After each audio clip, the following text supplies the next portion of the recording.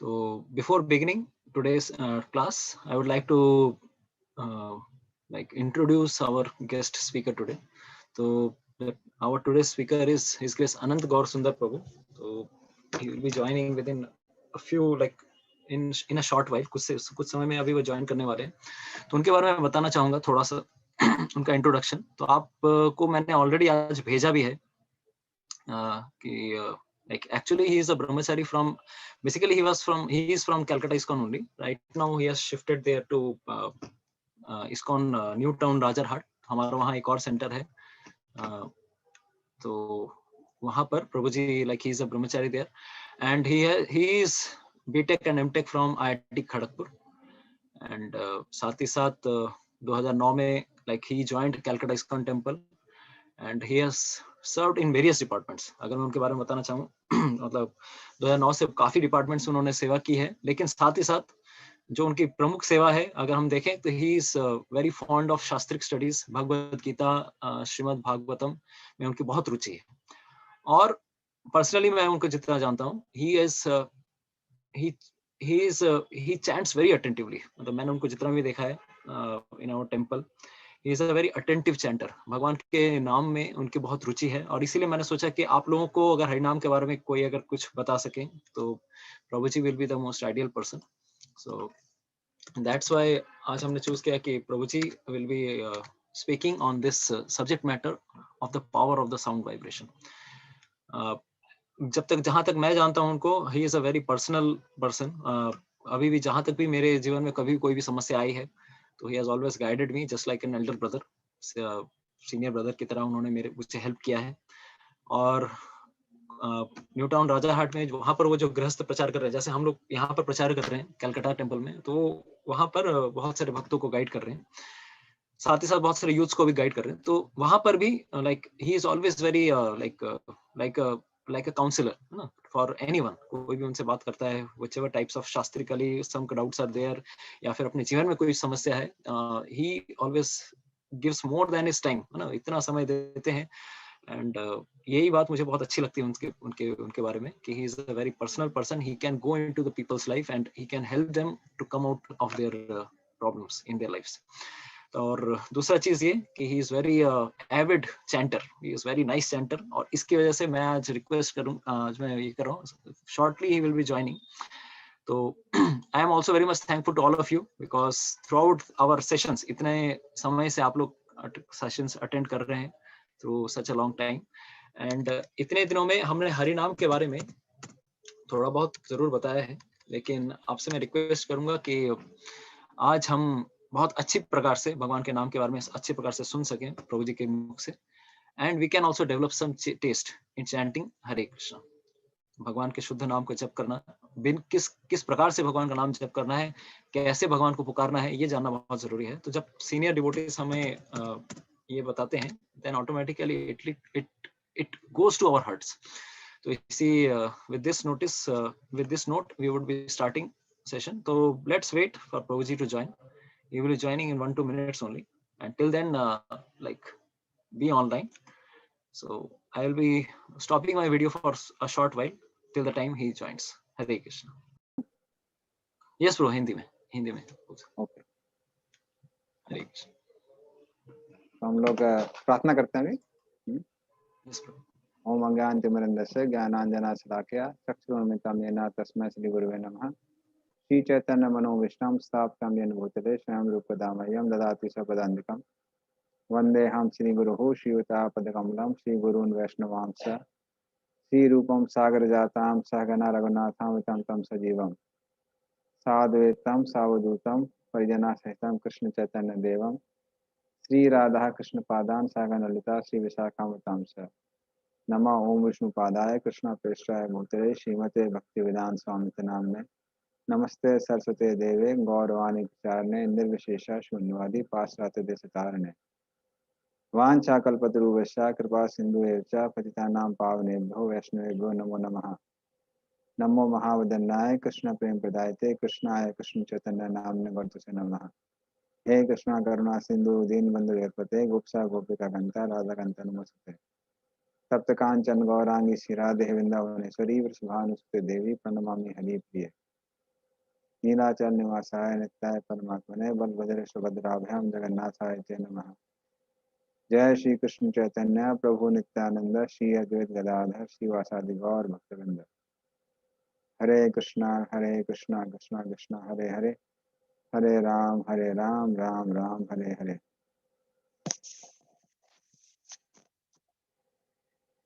हरे कृष्णा।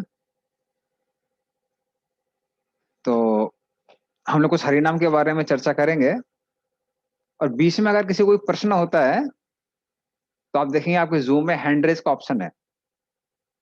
तो जब आप पार्टिसिपेंट्स पे क्लिक करते हैं तो आपके पास एक हैंड रेज का ऑप्शन आएगा।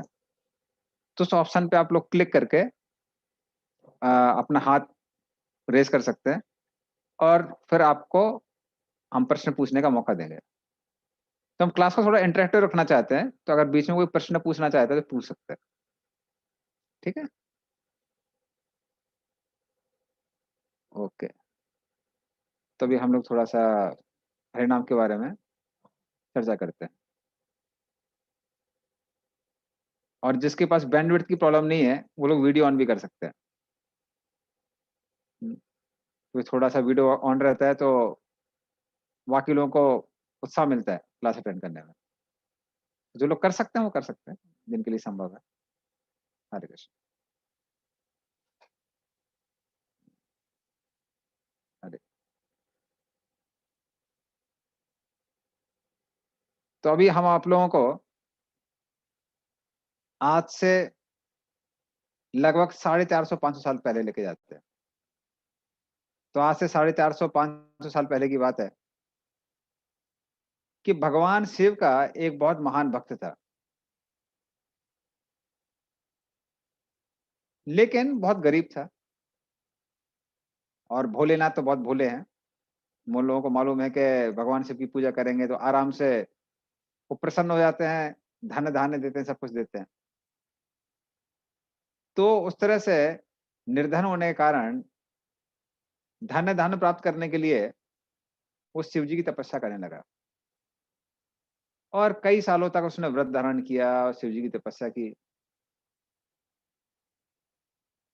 और तपस्या के फल स्वरूप शिव जी स्वयं वहां पर प्रकट हो गए। और शिव जी उस व्यक्ति से पूछने लगे, कोई भी वर मांगो, तुम क्या मांगना चाहते हो? तो वो व्यक्ति बोला कि मैं बहुत गरीब हूं, तो मैं कुछ धन प्राप्त करना चाहता हूँ।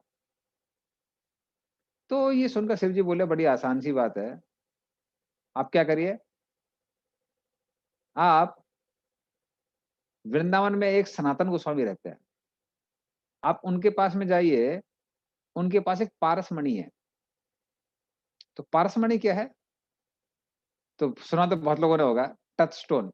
इंग्लिश की स्टोरीज में भी सुना होगा, और हिंदी में बहुत सारी कहानी है उसके ऊपर। तो पारसमणि उनके पास में है। पारसमणि मतलब वो पत्थर जिसको अगर आप लोहे से स्पर्श कराते हैं तो लोहा सोने में बदल जाता है। तो वो किसके पास में है? सनातन गोस्वामी के पास में है, जो कि वृंदावन में रहते हैं। तो वो सुन के वो शिव का भक्त वृंदावन में आया। और खासकर मुगल शासन के बाद में, एक हिसाब से देखा जाए तो आज से 500 साल पहले वृंदावन का जो मुख्य लैंडमार्क था वो था राधा मदन मोहन मंदिर, जो कि वृंदावन में स्थित है। ये सनातन गोस्वामी ने बनवाया है, राधा मदन मोहन मंदिर। तो वो राधा मदन मोहन मंदिर में सनातन गोस्वामी से मिलने के लिए आया। वैसे ये मंदिर के बनने की पहले की बात है। सनातन गोस्वामी आराम से बैठ के जप कर रहे थे।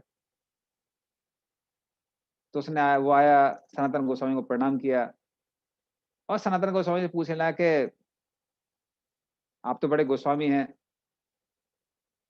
शिव जी ने हमको बताया है कि आपके पास कोई पारसमणि है, क्या आप हमको वो पारसमणि दे सकते हैं? तो सनातन गोस्वामी बोले, ज्यादा मुश्किल नहीं है, मेरे कमरे के बाहर आपको एक डस्टबिन दिखाई दे रहा है? बोले हाँ। बोले वो डस्टबिन के अंदर पारसमणि है। तो उस व्यक्ति ने क्या किया, वो डस्टबिन के पास में गया, उसमें से पारसमणि निकाली, और देख के बड़ा प्रसन्न हो गया, घर में वापस गया। और लोहा ले लेके उसको सोने में बदलने लगा। अभी उसकी जो लड़कियां थी, लड़कियों की शादी हो गई, अच्छा खासा घर बन गया, पूरा धन धान संपन्न हो गया। फिर इस तरह से जब उसकी चिंताएं दूर हो गई, तो चुपचाप एक बार वो बैठ के सोचने लगा। वो ये सोचने लगा कि सनातन गोस्वामी के पास अगर पारसमणि थी, तो उन्होंने उसको डस्टबिन में क्यों रखा? जैसे आपके घर में जो पैसा है, आप लोग पैसे को कहाँ रखते हैं? कोई बताए कहाँ रखता है? आप अनम्यूट कर सकते हैं।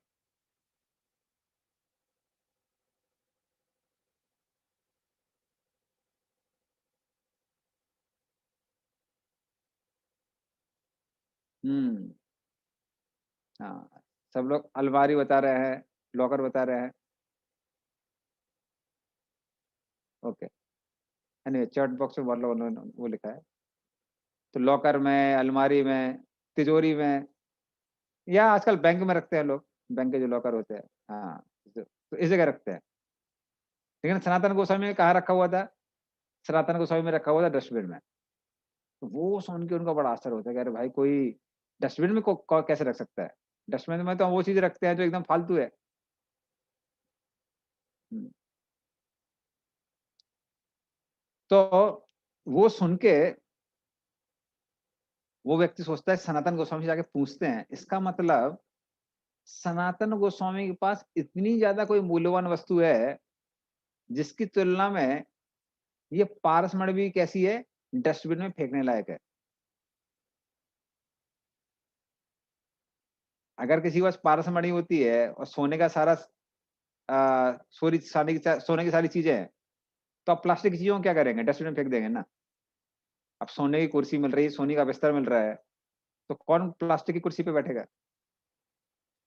रूपा जी कहा करते थे कि आजकल लोग बोलते हैं कि हमारे पास बहुत धन है, लेकिन आजकल लोग इतने गरीब हैं कि कई बार उनके पास सोने के कड़े नहीं होते, कंगन नहीं होते पहनने के, तो लोग प्लास्टिक के कड़े पहन के या प्लास्टिक की चूड़ियां पहन के घूमते हैं। तो ये कलयुग की रईसी नहीं है, कलयुग की गरीबी है। तो उस तरह से वो उनके मन में वो विचार आया। तो वापस वो दौड़ते हुए कहाँ गए? वृंदावन गए। और वृंदावन में जब सनातन गोस्वामी से वापस मिले, तब उनको पूछने लगे कि गोस्वामी जी, एक बहुत महत्वपूर्ण प्रश्न है हमको। बोले पूछिए। बोले कि आपने पारसमणि को डस्टबिन में रखा है, लगता है आपके पास कोई और भी ज्यादा कीमती पत्थर है, तो कृपया करके आप वो मुझे वो कीमती चीज दे सकते हैं क्या? सनातन गोस्वामी बोले, हाँ दे तो सकते हैं, किंतु उसके लिए आपको एक काम करना पड़ेगा। बोले क्या? जाइए, यमुना में स्नान कीजिए और यमुना में ही इस पारसमणि को फेंक दीजिए। अभी वो सोचने लगा, भाई ये तो बाबा वैरागी है। बाद में पता चला कुछ भी नहीं है, तो फिर हम परेशान हो जाएंगे। तो फिर भी उसने सोचा कि देखिए ऑलरेडी धन धान्य संपन्न हो गए हैं, इससे ज्यादा धन की क्या आवश्यकता है। तो गया, यमुना में स्नान किया और पारसमणि को कहाँ फेंक दिया? यमुना में फेंक दिया। और यमुना में पारसमणि को फेंक के वो वापस आता है। और जब वो वापस आता है, तब वो पूछता है सनातन गोस्वामी से कि अब बताइए वो मूल्यवान वस्तु क्या है। सनातन गोस्वामी बोलते हैं कि हमारे पास एक चिंतामणि है। वो क्या है? और उस चिंतामणि को आप हमेशा अपने साथ रख सकते हैं, और वो चिंतामणि है कृष्ण का नाम। नाम चिंतामणि कृष्ण चैतन्य रस विग्रह पूर्ण शुद्धो नित्य मुक्तो अभिनित्वाम नाम नामिनो। तो ये जो कृष्ण का नाम है, चिंतामणि है। चिंतामणि का मतलब क्या है? पारस मणि मात्र आपको धन दे सकती है। कृष्ण का नाम आपको वो वस्तु दे सकता है जो भी आपको चाहिए। बल्कि चिंतामणि पत्थर में शक्ति होती है कि वो दूसरे पत्थर को भी चिंतामणि बना सकता है। कृष्ण पूर्ण रूप से शुद्ध हैं। कृष्ण के नाम के संपर्क में आने से हम भी पूर्ण रूप से शुद्ध हो सकते हैं। तो ये चिंतामणि से होता है। तो उस तरह से उन्होंने बोला कि ये जो भगवान का नाम है, हरे कृष्णा कृष्णा कृष्णा हरे हरे, हरे राम राम राम हरे हरे, तो ये भगवान का चिंतामणि नाम है। क्योंकि चिंतामणि से व्यक्ति की सारी इच्छाएं पूरी हो सकती हैं और व्यक्ति पूर्ण रूप से संतुष्ट हो सकता है। ये अन्य किसी चीज से संभव नहीं है। इस संसार में व्यक्ति के पास कितना भी धन क्यों ना आ जाए, वो चिंता से मुक्त नहीं हो सकता है।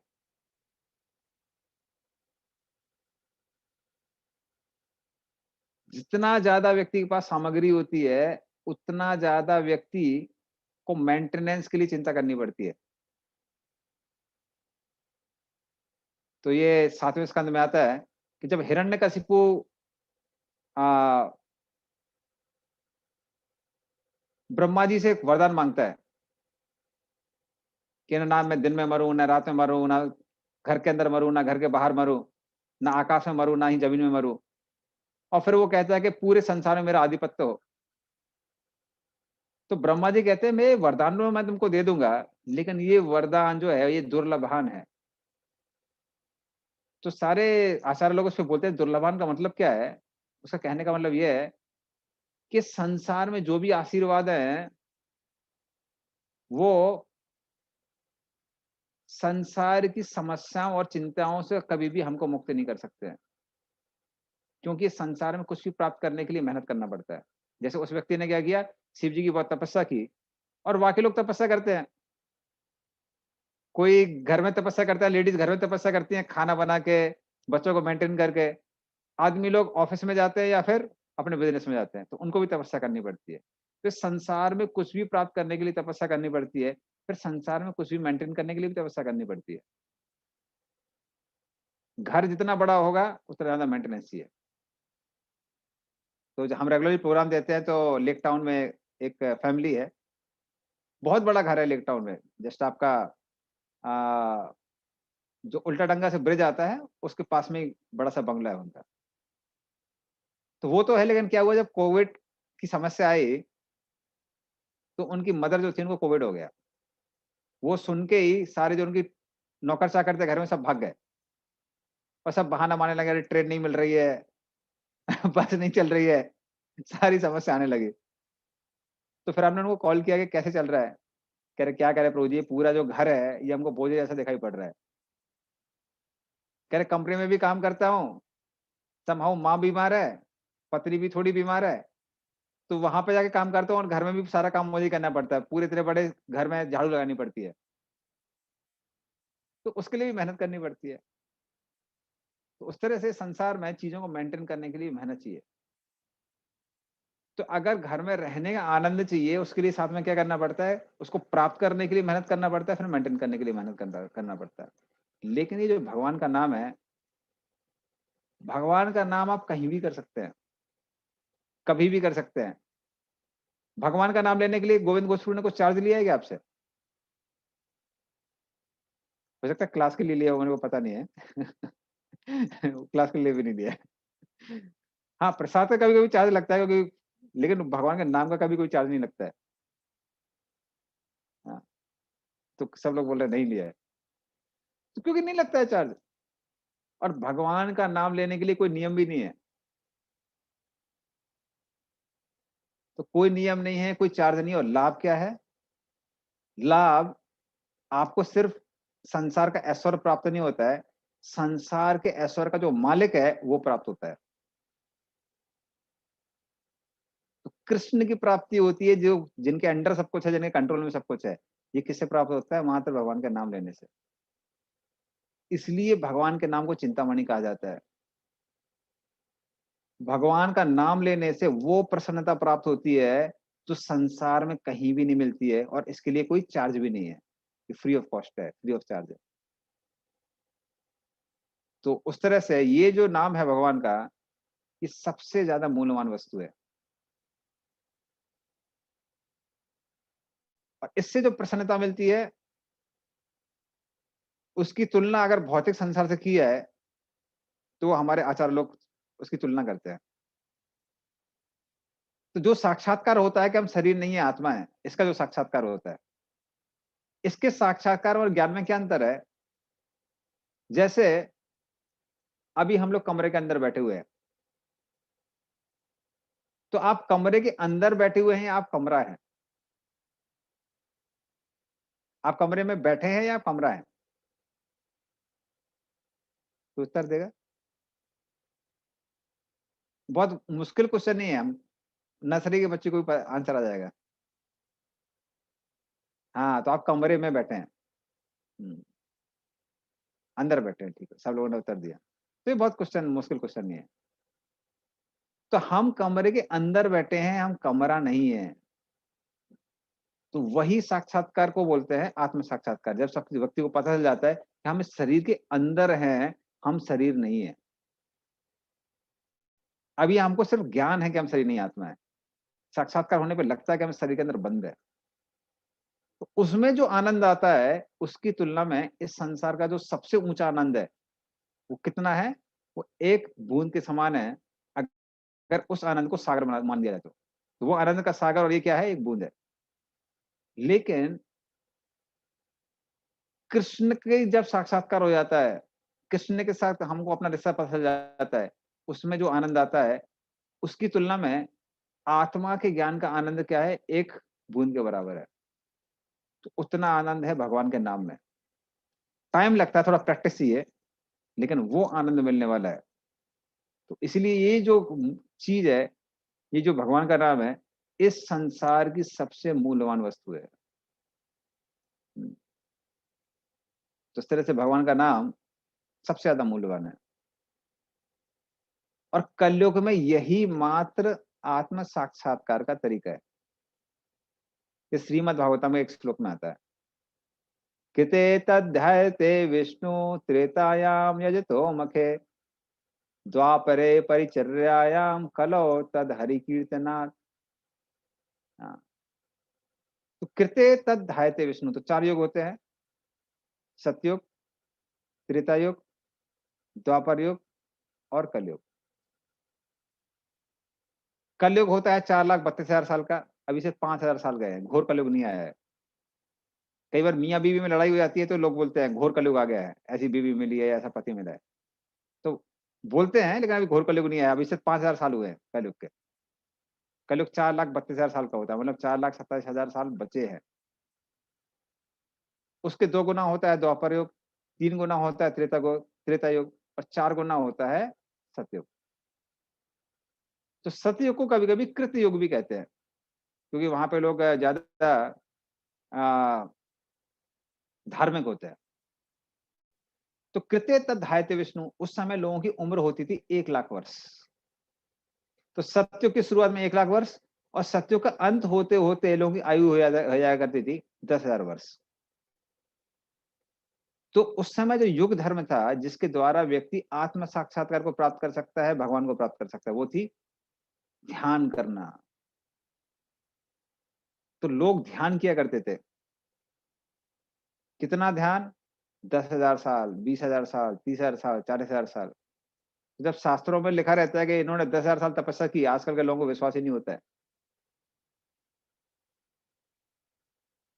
तो वो ध्यान लोग करते थे। और ध्यान किस पे होना चाहिए? ध्यान होना चाहिए जो भगवान विष्णु हृदय में विराजमान है, उन पे ध्यान होना चाहिए। आजकल तो लोग किसी भी चीज पे ध्यान करते हैं। एक ऑर्गेनाइजेशन है, इसमें लोग कंसेंट्रिक सर्कल पे ध्यान करते हैं। अरे वो क्या होगा? उस पर आप ध्यान करेंगे, उसमें कोई चींटी बैठी होगी, तो आप अगले जन्म में जाके चींटी बन जाएंगे। तो ध्यान किस पे होना चाहिए? भगवान विष्णु हृदय विराजमान है। पर वो ध्यान कब तक होता है? हजारों साल तक।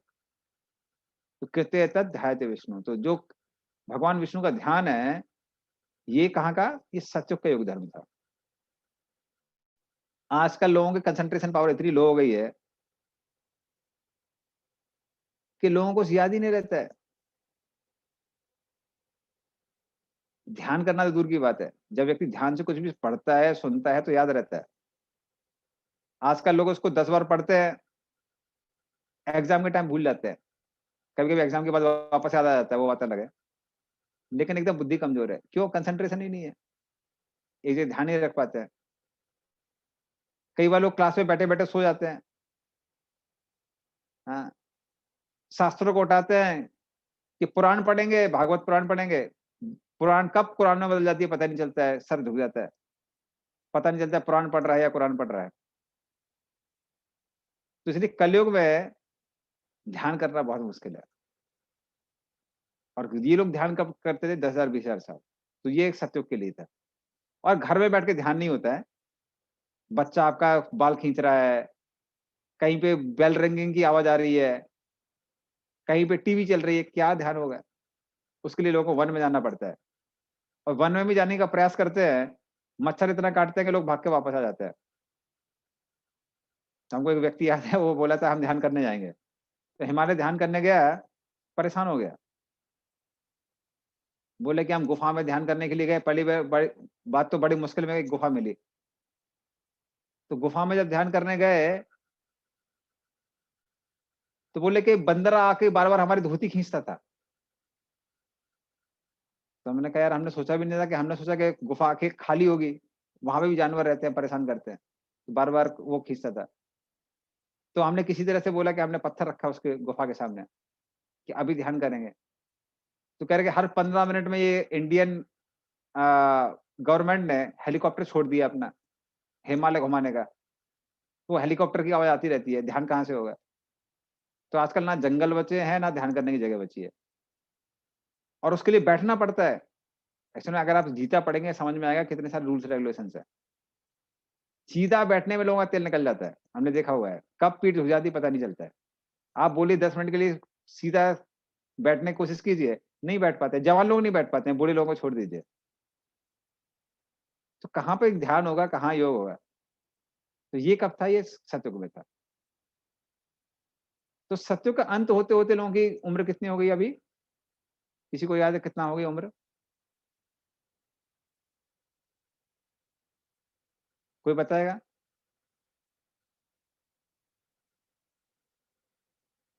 हाँ, 10,000 साल, ठीक है। तो अंत होते-होते 10,000 साल हो गए, शुरुआत में 1 लाख साल थी। Perfect, perfect. बहुत लोगों का अंत रहा है। तो मतलब अभी जब त्रेता चालू हो रहा है तो लोगों की आयु कितनी होगी? 10,000 साल। और अंत होते-होते लोगों की उम्र कितनी हो जाती है, आयु हो जाती है? 1,000 वर्ष, त्रेता के अंत तक। तो त्रेतायाम यजतो मखे, तो त्रेता युग में क्या युग धर्म होता है? जिसके द्वारा व्यक्ति आत्मा साक्षात्कार प्राप्त कर सकता है, उसको बोलते हैं यज्ञ करना। अब यज्ञ करना कोई मामूली बात नहीं है। यज्ञ करने के लिए 4 तरह के पहली बात तो पुजारी होने चाहिए।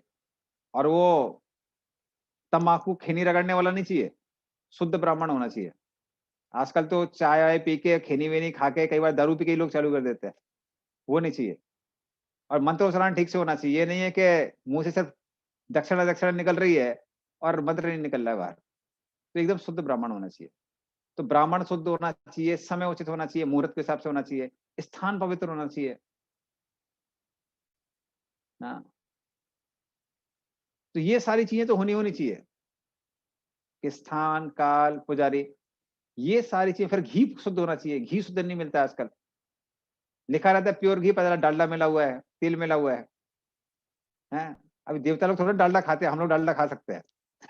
या हम लोग तेल खा सकते हैं, रिफाइंड ऑयल। देवता लोग रिफाइंड ऑयल नहीं खाते, वो शुद्ध घी खाते हैं। तो वो भी मिलता नहीं है। और अग्नि भी प्रज्वलित होती थी मंत्रोच्चारण के द्वारा, वैसे पुजारी मिलते नहीं है। आज तक हमने तो देखा नहीं है। और फिर जब यज्ञ हुआ करते तो कैसा होता था, जैसा आपका कलकत्ता में आपने ईडन गार्डन देखा है, या फिर जो मोहाली-वोहाली जो अलग-अलग बड़े-बड़े हमारे क्रिकेट स्टेडियम है, उतने बराबर बड़े-बड़े यज्ञ स्थल हुआ करते थे। यज्ञ कुंड ही सोने के बने होते थे। यज्ञ कुंड की शुरुआत होते ही चोरी हो जाएगी, कलयुग में ये हालत है। और फिर ये देखने के लिए कि पुजारी ठीक है, देश, काल, पात्र सब ठीक-ठाक हैं, इंग्रीडिएंट सारे ठीक हैं, उसके लिए वो लोग क्या करते थे? टेस्ट करते थे। टेस्ट कैसे हो जाता है? मान लीजिए अश्वमेध यज्ञ चल रहा है, तो अश्वमेध यज्ञ में लोग क्या करते थे? घोड़े को बाहर छोड़ते थे, वो सब जगह विजय प्राप्त करके आएगा, और फिर उस घोड़े की बलि दी जाती थी। और बलि देने के बाद क्या होता था? उस घोड़े को एक स्वस्थ शरीर मिलना चाहिए, जो कि यज्ञ कुंड से बाहर आएगा। या फिर उसको कौन-सा शरीर प्राप्त होना चाहिए? मनुष्य शरीर प्राप्त होना चाहिए। अगर वो प्राप्त हो रहा है तो आपका सब कुछ ठीक-ठाक है, अगर वो प्राप्त नहीं हो रहा है, तो सब लोगों को घोड़े को मारने का पाप लगेगा, हत्या का पाप लगेगा। आज तक हमने बहुत सारे यज्ञ देखे हैं, किसी में एक यज्ञ में मच्छर भी बाहर नहीं निकला है, घोड़ा छोड़ दीजिए। तो कलयुग में ये हालत है। तो वो भी संभव नहीं है। और इतना घी कौन लेके आएगा? ऊपर से जो भी व्यक्ति आता है दान मांगता है, सिर्फ पुजारी नहीं, जो भी व्यक्ति आता है, जो भी दान मांगता है, वो आपको दान देना पड़ेगा। आजकल लोग पुजारी को ही दान नहीं दे पाते हैं। पुजारी के साथ बार्गेनिंग होती है, वो कहता है कि 1000 रुपए दीजिए, बोले हम 1000 नहीं दे पाएंगे, हम 100 रुपए 100 रुपए दे पाएंगे। तो बार्गेनिंग होने लगती है, झगड़ा होता है यज्ञ के बीच में। तो वैसा नहीं होना चाहिए। तो इस तरह से ये कब था? ये त्रेता युग का था। तो आजकल साधारण लोगों के लिए वो संभव नहीं है। फिर चालू हुआ द्वापर युग। द्वापर की शुरुआत में कितनी उम्र थी लोगों की? किसी को याद है कितनी उम्र हो गई द्वापर की शुरुआत में? हाँ, 1000 साल, एकदम सही। इसका मतलब अटेंटिव है सब लोग। तो द्वापर की शुरुआत में हो गई 1000 साल, और अंत होते होते कितनी हो जाती है लोगों की आयु? 100 साल हो जाती है। और द्वापर युग में जो युग धर्म होता है वो है द्वापरे परिचर्यायाम, मतलब भगवान की विग्रह की पूजा। वैसे गृहस्थ लोग अपने घर में विग्रह रखते हैं, लेकिन सही बताया जाए विग्रह के बहुत सारे नियम होते हैं। इसलिए अगर आप हमारे राधा गोविंद मंदिर में आएंगे कलकत्ता में, 15-16 ब्रह्मचारी लगते हैं फुल टाइम भगवान की सेवा के लिए। इसलिए भगवान भगवान है। भगवान को जितना सेवा लगता है उतना किसी को नहीं लगता है। तो भगवान की विग्रह पूजा के लिए बहुत नियम होते हैं। हमारे शरीर में जो 9 छेद होते हैं, 2 आंख, 2 कान, मुंह, हाँ, तो 7 ऊपर होगा और 2 नीचे के होते हैं छेद। कहीं से भी कुछ भी निकला है, कहीं भी हाथ पहुंच गया है, तुरंत आपको जाके स्नान करना पड़ेगा।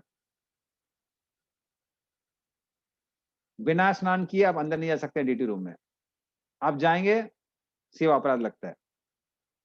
कलयुग में अगर लोग ऐसा करेंगे, दिन भर बाथरूम में घुसे रहेंगे, ठंडी लग जाएगी, कोरोना हो जाएगा। तो वो भी बड़ा मुश्किल है कलयुग में। तो द्वापर परिचर्या, तो ये भी बहुत मुश्किल है। फिर भगवान एक बार खाते नहीं, 6 बार खाते हैं। लोग बार कई बार क्या करते हैं, घर में बाहर घूमने जाते हैं, भगवान को भूखा रख देते हैं।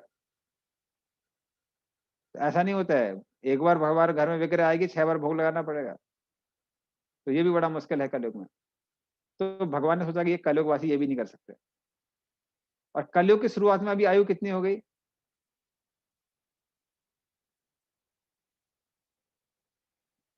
हाँ, 100 साल। पहले पहले भी किसी ने 100 लिखा हुआ था, ठीक है। तो कलयुग की शुरुआत में हो गई 100 साल लोगों की उम्र। और अंत होते होते कहते हैं कि कलयुग के अंत में लोगों की आयु अगर 30 साल हो गई, तो 30 साल में उसको कपिल शर्मा शो में बुलाया जाएगा और लोग पूछेंगे आपकी लंबी आयु का राज क्या है। तो फिर उसका इंटरव्यू होगा। तो ऐसा हल होने वाला है कलयुग के अंत में कि 30 साल के व्यक्ति को बड़ा आयु वाला समझा जाएगा। और हम लोग देख रहे हैं अभी भी 100 साल के कितने लोग जीते हैं। तो ये कलयुग की शुरुआत में सिर्फ 5000 साल गए हैं, तब भी लोगों की आयु कम हो गई है। और कलयुग में इसलिए जो युग धर्म है उसको बोलते हैं कलौ तत् हरि कीर्तना।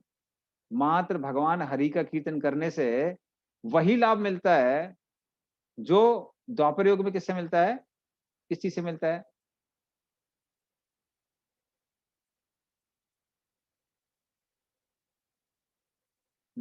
Answer answer.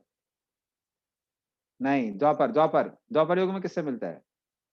विग्रह पूजा, ठीक है। कृतिक चोपड़ा, उन्होंने सही उत्तर दिया है। और कैलाश नायक, तो विग्रह पूजा क्या? तो विग्रह पूजा से मिलता है। तो जो कलयुग में, जो द्वापर में किससे मिलता है? विग्रह पूजा से। त्रेता में किससे मिलता है? अभी आंसर दीजिए, त्रेता में। हाँ, यज्ञ से। सही सही सही, सबका सही आया उत्तर। और सतयुग में किससे मिलता है? सतयुग में, सतयुग, ध्यान, बिल्कुल सही। ध्यान ध्यान, बिल्कुल सही।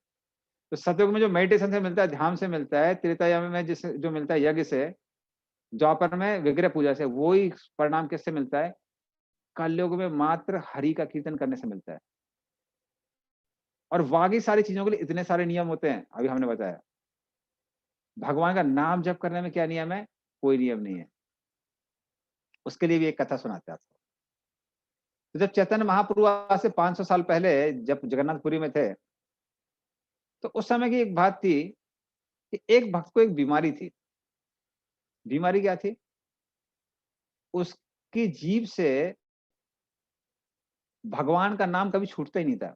हमेशा नाम लेता रहता, हरे कृष्णा कृष्ण कृष्ण हरे हरे, हरे राम राम राम हरे हरे। तो सोते जागते यहाँ वहां ऐसी बीमारी हो गई थी कि भगवान का नाम छूटता ही नहीं था जीभ से। वैसे बहुत लोग कहते हैं कि हमारा अंदर ही अंदर चलता रहता है, पर उनका कभी बाहर निकलता नहीं है, इसको ना अंदर भी नहीं चलता है। लेकिन इस व्यक्ति का, इस भक्त का कभी मुंह से नाम निकलता ही नहीं था। तो जब ये लोटा लेके, आजकल तो घर के अंदर टॉयलेट होती है, तो कलयुग में चीजें थोड़ी बदल जाती है। तो पहले के जमाने में क्या था, पहले के जमाने में लोग खाते घर में थे और मल त्याग करने के लिए बाहर जाया करते थे। कलयुग में चीजें उल्टी हो गई है, लोग खाते बाहर है और मल त्याग करते हैं घर के अंदर। थोड़ा सा, ज्यादा फर्क नहीं है, थोड़ा सा फर्क है। लेकिन 500 साल पहले ऐसा नहीं था। तो वो मल त्याग करने के लिए लोटा लेके बाहर जा रहे थे, और बार बार जब उनके मुंह से नाम निकल रहा था, हरे कृष्णा हरे कृष्णा हरे कृष्णा हरे कृष्णा, तो जीभ को दांतों के बीच में दबा के रोकने को प्रयास कर रहे थे। तो एक बच्चा छोटा सा था वहां पे जिसका नाम था गोपाल। तो गोपाल ने जब ये देखा, तो गोपाल पूछने लगा, आप ये क्या कर रहे हैं? तो उस भक्त ने कहा कि देखिए, भगवान का जो नाम है वो भगवान से अभिन्न है, तो भगवान का नाम तो परम पवित्र है। तो यदि भगवान का नाम परम पवित्र है और मैं ऐसे अपवित्र स्थान में जा रहा हूँ, कहाँ, मल त्याग करने के लिए, अगर मैं वहां पे भगवान का नाम लूंगा तब तो अच्छी बात नहीं है। तो फिर वो बच्चा कहने लगा, अरे आपने सुना नहीं है, चैतन्य महाप्रभु स्वयं कह के गए हैं, नाम नाम अकारी बहुधा निज सर्वशक्ति तत्रार्पिता नियमिता स्मरणे न कालः। कि भगवान का नाम लेने के लिए कोई नियम नहीं है। वैसे माला को हम बाथरूम में नहीं ले जा सकते हैं, लेकिन नाम भगवान का हम बाथरूम टॉयलेट में भी ले सकते हैं, और चीजें हम वहां नहीं कर सकते हैं। तो उस तरह से कहीं भी आप भगवान का नाम जप कर सकते हैं। और मान लीजिए मल त्याग करते करते ही प्राण निकल गए, तो उस समय आपने अगर भगवान का नाम नहीं लिया, क्या होगा, कौन सी गति होगी हमारी? इसलिए आप निरंतर भगवान का नाम ले रहे हैं तो बहुत अच्छी बात है। जब वो भक्त ने ऐसा सुना, तुरंत जीभ को छोड़ दिया और जोर से बोले, हरे कृष्णा कृष्णा कृष्णा हरे हरे, हरे राम राम राम हरे हरे। तो इस तरह से वो आराम से भगवान का नाम लेने लगे।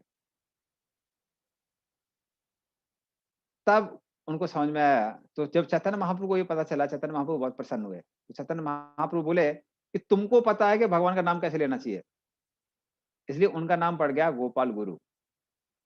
तो आज भी अगर आप जगन्नाथपुरी में गंभीरा जो स्थान है जहां पर चैतन्य महाप्रभु रहा करते थे, वहां पर जाएंगे तो गोपाल गुरु की एक विग्रह है अभी भी, क्योंकि चैतन्य महाप्रभु ने स्वयं उनको भगवान के नाम का गुरु बनाया। तो इस तरह से भगवान का नाम लेने में कोई भी नियम नहीं है। ध्यान करने में इतना नियम है, यज्ञ करने में इतना नियम है, विग्रह पूजा में इतना नियम है, भगवान के नाम में कोई नियम नहीं है। और लाभ क्या है? लाभ इतना है कि कल संतनार उपनिषद में बताते हैं, और अन्य उपनिषदों में भी ये भगवान का नाम आता है, हरे कृष्णा कृष्णा कृष्णा हरे हरे, हरे राम राम राम हरे हरे, इसी सोत्सकम नाम नाम कली कलमसनासनम नाथा परतरोपाया सर्ववेद सुदर्शिते। ये 16 शब्दों का जो नाम है भगवान का नाम, कली कलमसनासनम, कलयुग के सारे कलमसों का ये नाश करने वाला है। और नाथा परतरोपाया, हे नाथ, इसके अलावा कोई और उपाय नहीं है। सर्व वेदेषु दृश्यते, सारे वेदों को देखने के बाद। और उसके बाद ब्रह्मा जी कहते हैं कि उन्होंने काउंट दिया है कि इतना जो महामंत्र करेगा उसका उद्धार हो जाएगा। और हमारे भक्तों ने कैलकुलेशन की है, तो अभी बहुत लोग 1 माला कर रहे हैं, 2 माला कर रहे हैं। अगर आप 16 माला करते हैं 16 साल तक, वो काउंट पूरा हो जाता है। वो काउंट जितनी जल्दी पूरा होगा उतनी जल्दी आपका उद्धार गारंटी हो जाएगा। इसलिए जितना ज्यादा जप करेंगे उतनी जल्दी वो काउंट पूरा होने वाला है। तो 16 माला कितने साल तक, कितने साल तक?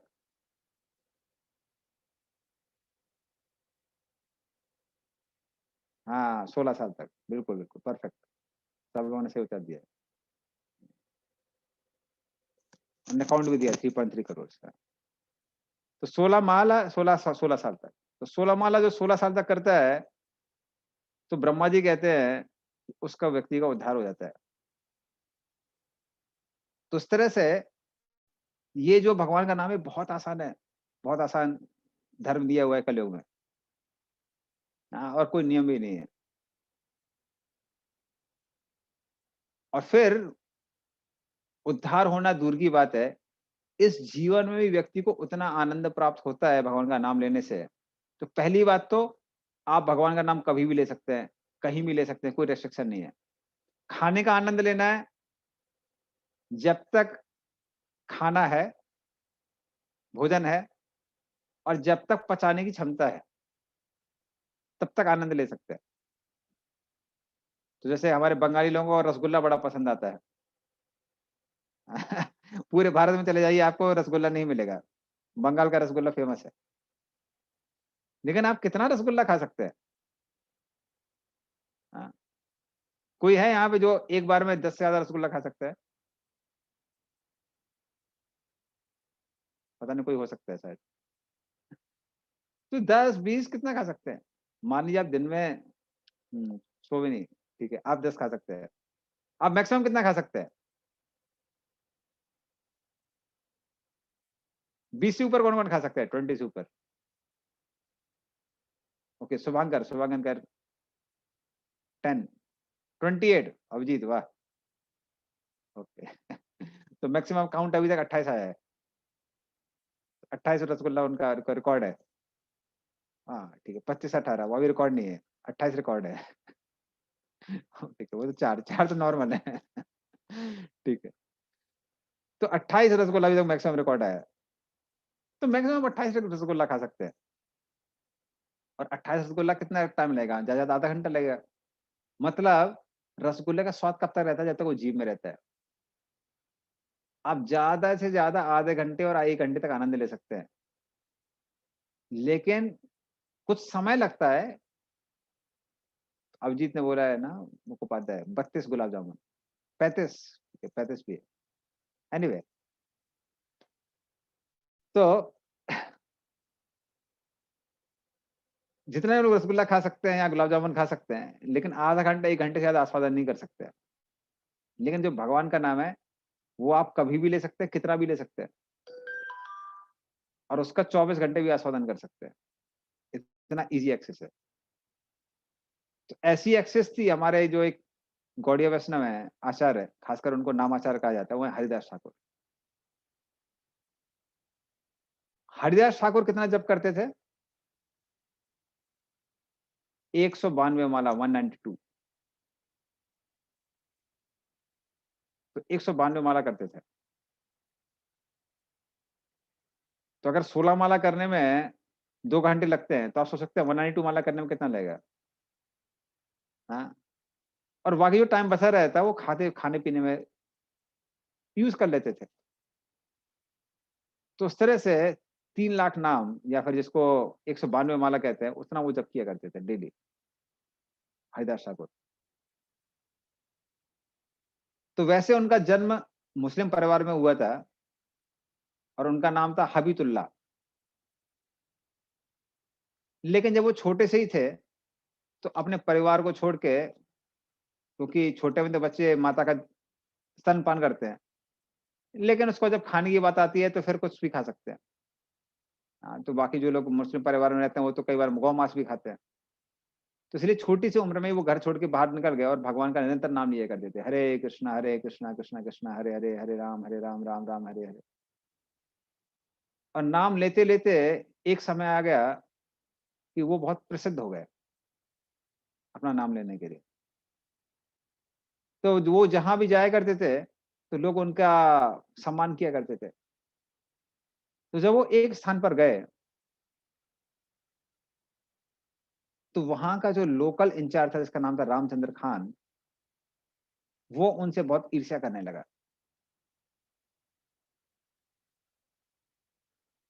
क्योंकि जिस व्यक्ति के पास ख्याति होती है, जब वो देखता है कोई और व्यक्ति मुझसे ज्यादा प्रसिद्ध हो रहा है, तो क्या होता है, उसको भय उत्पन्न होने लगता है। तो उसको भी डर लगने लगा कि अरे भाई, ये ज्यादा प्रसिद्ध हो रहा है, कहीं इसकी ख्याति मुझसे ज्यादा बढ़ ना जाए। तो उन्होंने प्लान किया कि अगर किसी तरह से इनकी ख्याति को धूमिल कर दिया जाए तो फिर अच्छा होगा। हाँ, तो इस तरह से आ, वो प्लान करने लगा। तो किसी ने प्रश्न पूछा है कि एक माला में कितना नाम होता है? एक माला में, एक मंत्र में 16 नाम होता है। तो एक माला मतलब 16 गुणा 108, 16 × 108, उतना नाम होता है।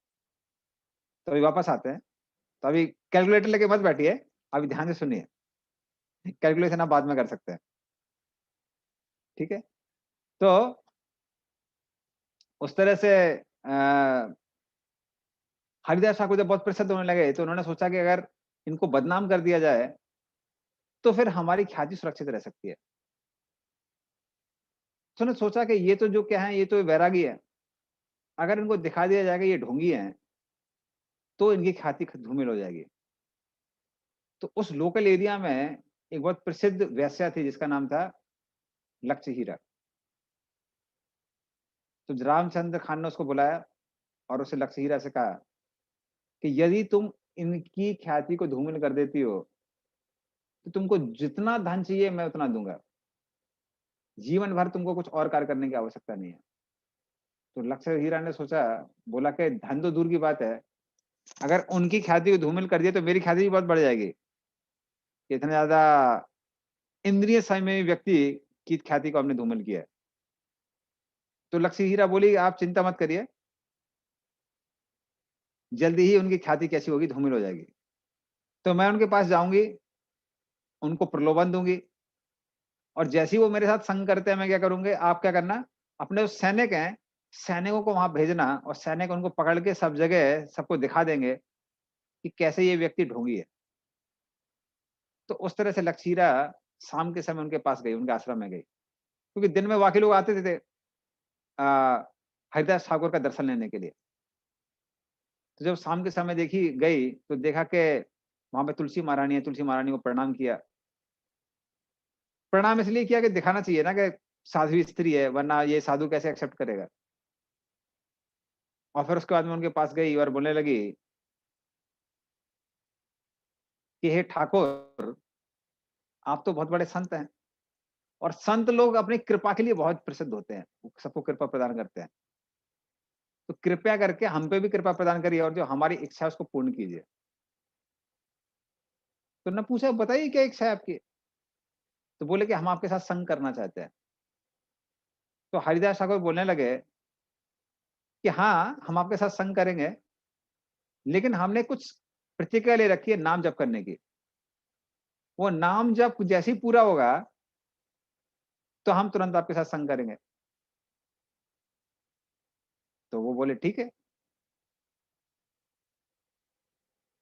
तो उसके बाद में वो वहीं पे प्रतीक्षा करने लगी, और जैसे हरिदास ठाकुर भगवान का नाम ले रहे थे, हरे कृष्णा कृष्णा कृष्णा हरे हरे, हरे राम राम राम हरे हरे, तो वो वैसे बड़े ध्यान से सुन रही थी।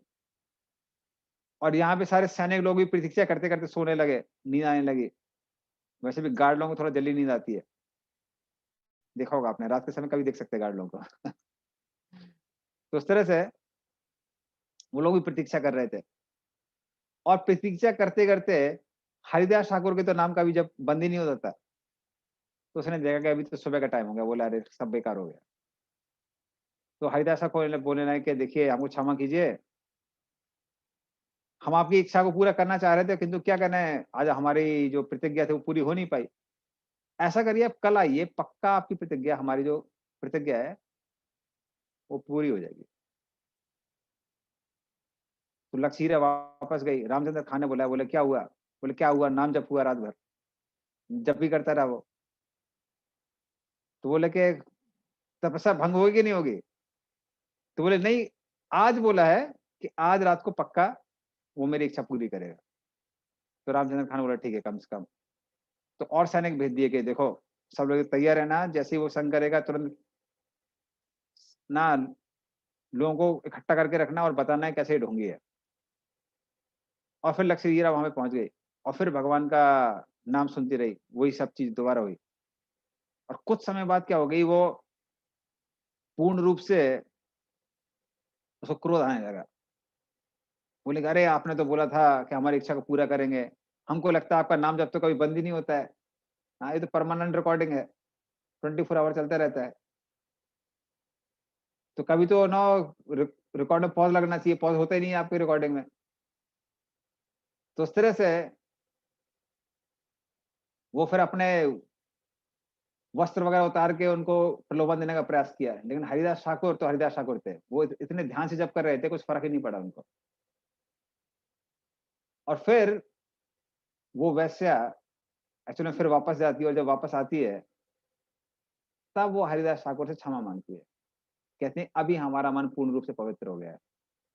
और फिर वो कहती है कि रामचंद्र खान ने हमको भेजा था, इसलिए हम आपकी ख्याति को धूमिल करने के लिए यहाँ पर आए थे। किंतु आपके नाम का ऐसा प्रभाव है कि उसको सुन के हमारे हृदय का ही परिवर्तन हो गया। तो कृपया करके हमको क्षमा कीजिए। और हरिदास ठाकुर बोले, हमको पहले से पता था कि आपको रामचंद्र खान ने भेजा है, लेकिन मात्र आपका उद्धार करने के लिए हम यहाँ पे बैठे हुए थे। और फिर हरिदास ठाकुर उस वैश्या को आदेश देते हैं कि आप क्या करिए, आप यहीं पर बैठ के जितना मैं जप कर रहा था आप भी उतना जप करिए, और जो भी धन आपने अनीति से कमाया है, गलत काम करके कमाया है, उसको ब्राह्मणों और वैश्यों में बांट दीजिए, वैष्णवों में। तो उस तरह से वो अपने धन को ब्राह्मणों और वैष्णव में बांट देती है, और वहां पर सर मुंडवा के वहीं पर जप करने लगती है। आज भी अगर आप बेनापोल में जाएंगे, जो कि बांग्लादेश में पड़ता है, वहां पे अभी भी उस वैश्या का मंदिर है, सर मुंडा हुआ है। तो उस तरह से वो जब करने लगी, और हरिदास ठाकुर उस स्थान को छोड़ के तुरंत अगले स्थान की गंतव्य स्थान की ओर चले गए। और जब लोगों को पता चला कि अरे भाई इतनी बड़ी वैश्या को हरिदास ठाकुर ने भक्त बना दिया, तब तो उनकी ख्याति और भी बढ़ गई, और रामचंद्र खान को टेंशन और बढ़ गई। बोले थे बदनाम करने के लिए गए थे, बदनाम होके वापस आ गए। तो इस तरह से वो वैसा भी परिवर्तित हो गई, किसका, भगवान का नाम लेके। तो इस तरह से भगवान का नाम इतना शक्तिशाली है कि व्यक्ति कितना भी ज्यादा पतित क्यों ना हो, उसका उद्धार हो सकता है। तो हरिदास ठाकुर के जीवन में बहुत सारी कथाएं हैं ऐसी, मैं सिर्फ एक और सुनाता हूँ। तो उसके बाद में हरिदास ठाकुर आगे जाके फुलिया में आते हैं। फुलिया फुलिया, तो ये फुलिया आपका जब हबीबपुर के पास पड़ता है, जब आप मायापुर से कलकत्ता आते हैं तो रास्ते में पड़ता है। तो उस क्षेत्र की बात है। तो वहां पर आकर जब हरिदास ठाकुर रहने लगे, तो वहां पे एक सांप रहा करता था। तो लोग हरिदास ठाकुर को मिलने आते थे, लेकिन सांप को देख के डर जाते थे। तो जब सांप को पता चला कि हरिदास ठाकुर को प्रॉब्लम हो रही है, तो सांप वो स्थान छोड़ के चला गया। वो स्थान अभी भी है, आप उस स्थान पे जाके दर्शन ले सकते हैं। और फिर वहां पर उस स्थान पर या फिर अन्य स्थान पर जब वो रहते थे, तो वहां का जो लोकल काजी था, उसको बहुत शिकायत आने लगी हरिदास ठाकुर के बारे में, कि जितने भी हिंदू ब्राह्मण थे उनको चिंता होने लगी, क्योंकि ब्राह्मणों को तो पूजा वाला करवा के क्या मिलता है, दक्षिणा मिलती है। और यहाँ हरिदास ठाकुर कह रहे थे कि भगवान का नाम लेने से ही सारा उद्धार हो जाता है, सब कुछ प्राप्त हो जाता है, कुछ यज्ञ करने की आवश्यकता नहीं है। तो ब्राह्मण लोग बोलने लगे ये तो यार हमारा धंधा बंद करवा रहा है। तो बड़ी उनको चिंता हो गई। तो वो सब क्या कहने लगे कि ये मुस्लिम व्यक्ति भगवान का नाम कैसे ले सकता है, हमारे भगवान का नाम बहुत पवित्र है। हाँ, भगवान का नाम इतना पवित्र है कि दिन में 2-3 बार से ज्यादा लेना नहीं चाहिए। पहले लोग ऐसा बोला करते थे। या फिर भगवान का नाम लेने के लिए बहुत क्वालिफिकेशन चाहिए। तो कुछ नहीं चाहिए, पर ऐसा लोग सोचते थे पहले। तो उस तरह से वो लोग कंप्लेन करने लगे, ये जो हरिदास ठाकुर है वो काजी से बोलने लगे ये हमारे धर्म को दूषित कर रहा है, हिंदू मुस्लिम होके हम भगवान का नाम ले रहा है। और सारे मुसलमान थे, वो भी कंप्लेन करने लगे। वो कहने लगे अरे ये मुसलमान होके इतना पवित्र व्यक्ति है, हाँ ये हिंदू के भगवान का नाम ले रहा है। तो वो भी कंप्लेंट करने लगे। तो काजी ने क्या किया, काजी ने हरिदास ठाकुर को बुलाया और वो हरिदास ठाकुर से बोले कि आपका परिवार तो इतने उच्च कुल में हुआ है, आप मुसलमान हैं, इतने उच्च कुल के हैं, आप ये हिंदू भगवान का नाम क्यों ले रहे हैं? आपको तो मक्का मदीना जाना चाहिए और अल्लाह का नाम लेना चाहिए, नमाज अदा करना चाहिए। तो हरिदास ठाकुर बोले, जब आप बोल रहे हैं कि भगवान एक ही है, अल्लाह है, तो अगर मैं हिंदुओं के भगवान का नाम ले रहा हूँ तो क्या फर्क पड़ता है? मतलब उनके भी भगवान वही होने चाहिए, अंतर कैसे हो सकता है? और दूसरी बात, इतने सारे हिंदू मुसलमान बन रहे हैं, आपको उसकी टेंशन नहीं है, और एक मुसलमान, ओके, हरे कृष्णा, तो साउंड लो चल रहा है, अभी मुंह के पास में हो गया, ओके, अभी क्लियर आ रहा है साउंड?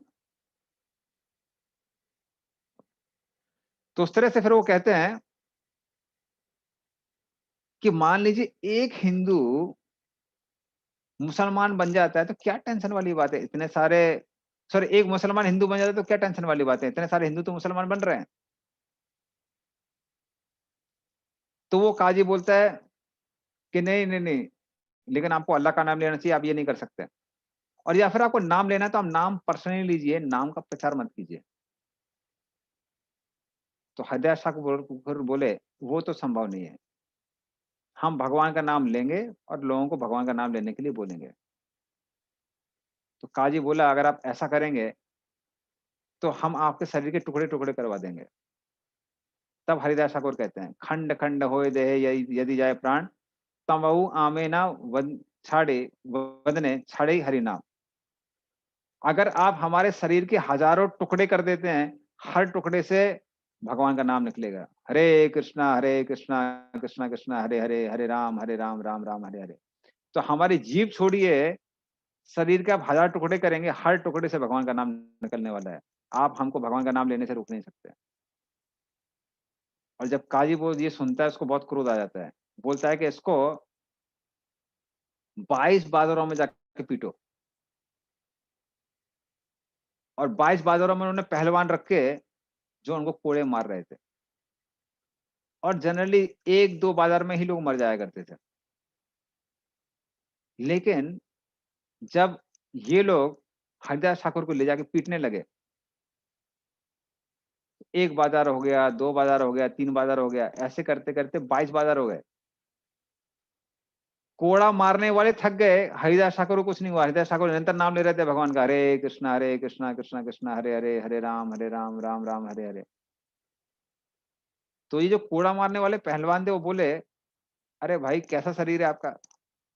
हमने तो ना अखाड़े में जाके इतनी बॉडी बॉडी बनाई है, आपको तो देख के लगता नहीं कि आप कोई अखाड़ा उखाड़ा जाते हो, कोई अखाड़ा ज्वाइन किया होगा, जिम ज्वाइन किया होगा। हम लोग थक गए, आपको कुछ हुआ नहीं।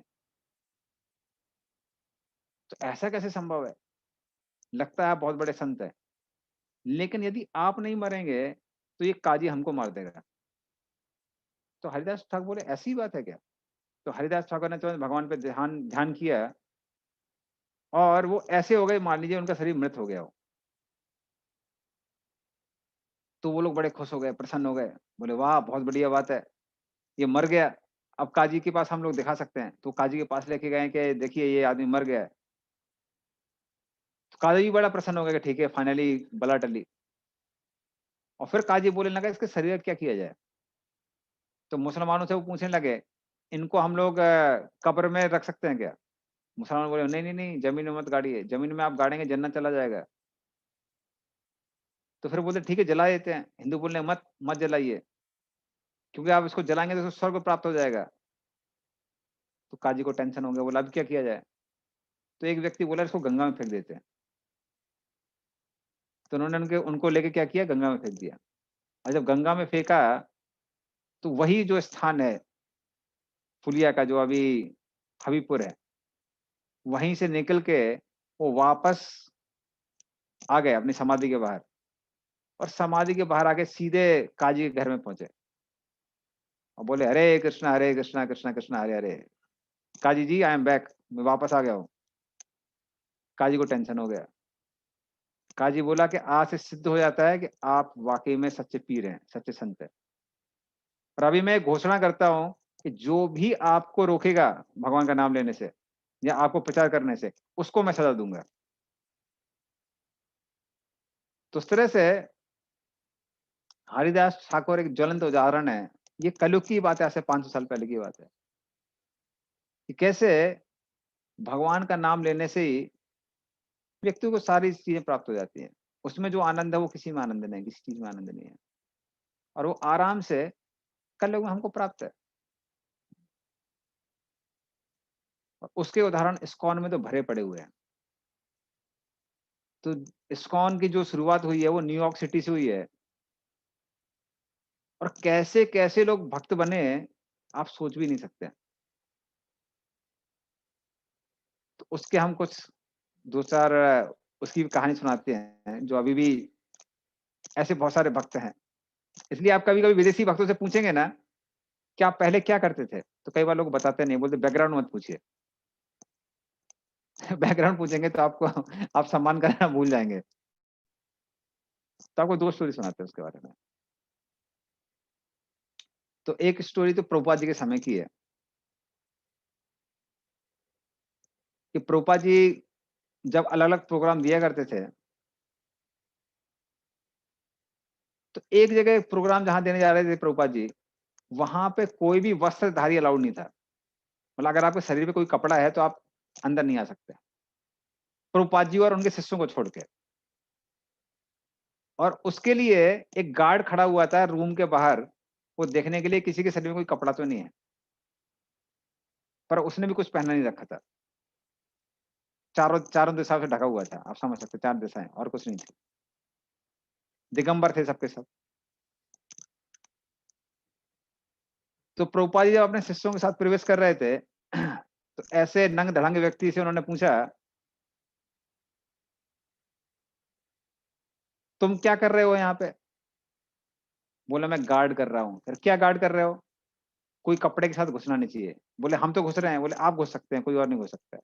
प्रभुपाद बोले, ठीक है। फिर प्रभुपाद जी ने पूछा, तुम्हारे जीवन का उद्देश्य क्या है? पहली बार इस व्यक्ति ने जीवन में सोचा कि जीवन का कोई उद्देश्य भी हो सकता है। तो बड़ी गंभीर अवस्था में जाके वो बड़े ध्यान से सोचने लगे, जीवन का उद्देश्य क्या है। प्रभुपाद बोले, चिंता मत करो, जल्दीबाजी नहीं है कोई, आराम से सोचो। 1 घंटे का प्रोग्राम है, 1 घंटे तक सोचते रहो। तो वहां बैठ के वो बड़ा ध्यान से सोचने लगा, भाई मेरे जीवन का लक्ष्य क्या है, उद्देश्य क्या है। प्रभुपाद अंदर गए, प्रोग्राम करके वापस निकले। 1 घंटे बाद पूछा, तो पता चला आपके जीवन का उद्देश्य क्या है? बोले, नहीं पता है। प्रभुपाद बोले, हमारे साथ चलिए, हम आपको बताएंगे जीवन का उद्देश्य क्या है। और वो व्यक्ति, वो अभी प्रभुपाद जी के शिष्य हैं, वो एक टेम्पल प्रेसिडेंट है इस्कॉन के एक मंदिर के, और अभी पूरा पवित्र जीवन जी रहे हैं। तो ऐसे ऐसे लोग भक्त बने हैं, प्रभुपाद के टाइम के आप बोल नहीं सकते हैं। तो ऐसी सिर्फ मैंने एक कहानी बताई, ऐसी भरी पड़ी हुई है। एक और आपको सुनाते हैं। सुनाने को मैं 10 घंटे भी सुना सकता हूँ, बहुत सारी कहानियां हैं इस्कॉन में, बहुत कहानियां हैं। एक कहानी है मायापुर की।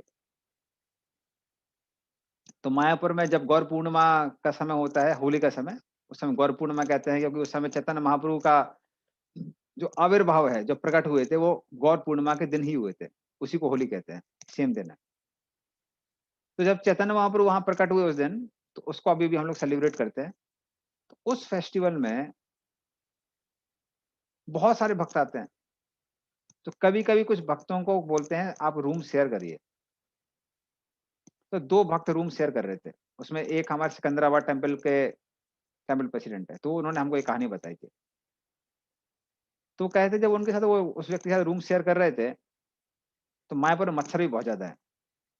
तो वो क्या करने लगे, वो ऑल आउट लगाने लगे। तो ये जो दूसरा व्यक्ति था, विदेशी था एक, वो कहने लगा, अरे आप ऑल आउट क्यों लगा रहे हैं? बोले, क्यों, कोई मतलब मच्छर है तो कैसे सोएंगे अगर ऑल आउट नहीं लगाएंगे तो वो कहने लगे, अगर आप ऑल आउट लगाएंगे तो ये जो धाम के मच्छर है उनको कष्ट होगा। तो आप क्या करिए, मच्छरदानी में सोइए, तो वो आपको परेशान नहीं करेंगे, पर आप भी उनको परेशान मत करिए। तो भक्त बोलने लगा, अरे भाई ये क्या वैष्णव का हृदय है कि मच्छर को भी दर्द नहीं देना चाह रहा है। तो वो काफ़ी इम्प्रेस हो गए। फिर वो पूछने लगे, आप कौन हैं? कहाँ के रहने वाले हैं? कह रहे वो महत्वपूर्ण चीज़ें नहीं है, उसको छोड़ दीजिए। तो ऐसा कहते-कहते पहला दिन हो गया, दूसरा दिन हो गया, फिर जब तीसरा दिन हो गया और वो बहुत ज़बरदस्ती करने लगा, आप बताइए आप कौन हैं? कहाँ के रहने वाले हैं? क्या आपका बैकग्राउंड है? कैसे आप भक्ति में आए हैं? तो वो आदमी सडनली चीखने लगा, वो भक्त। कह रहा, आप क्यों पूछना चाहते हैं कि हमारा बैकग्राउंड क्या है? कह रहा, हम आपको बता दें हमारा बैकग्राउंड क्या है। तो उसने बताया कि वो एक देश में, खासकर अफ्रीका के बहुत सारे देश हैं जहाँ पे बहुत पॉलिटिकल अनस्टेबिलिटी रहती है। तो वहाँ पे एक बहुत बड़ा एडमिरल था, मिलिट्री का आदमी, मिलिट्री ऑफिसर। और उसका काम क्या था? गाँव-गाँव में जाके जो लोग भी उसके सपोर्ट में नहीं है, उन सारे आदमियों को गोली मार देना, सारे स्त्रियों के साथ बलात्कार करना और बच्चों को अपने माँ-बाप के सामने मार देना। ये उनका काम था। और उसने ऐसे और सारे घर गाँव को जला दिया करता था।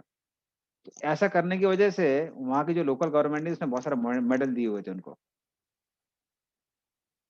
तो ऐसा करते-करते वो एक गाँव में पहुँचा, तो लोगों को लाइन से खड़ा करके उनको गोली मारने वाला था। तब उन्होंने देखा कि एक व्यक्ति ऐसा था वहाँ पे जिसकी आँख में थोड़ा भी भय नहीं था। तो ये व्यक्ति बड़ा आश्चर्यचकित हो गया, बोला, "अरे! ऐसा कैसे हो सकता है कि ये व्यक्ति इसके मन में कोई भय नहीं है?" तो वो बोलने लगा, "कुछ तो गड़बड़ है।" तो कहने लगा कि, "तुमको डर नहीं लगता है?" बोला कि, "नहीं लगता है।" बोले, "अरे! मैं गोली मारने वाला हूँ और तुमको डर नहीं लगता है?" बोले, "डर क्यों लगेगा? आप मुझे गोली मारेंगे तो मैं मरूँगा ही नहीं।" तो बोला क्या कि अंदर क्या कुछ जैकेट-वैकेट पहन रखी है? चेक किया तो जैकेट भी नहीं है। तो बोला, "ऐसा कैसे हो सकता है?" बोले, "हाँ, आप मेरे शरीर को मार सकते हैं पर मुझे नहीं मार सकते हैं।"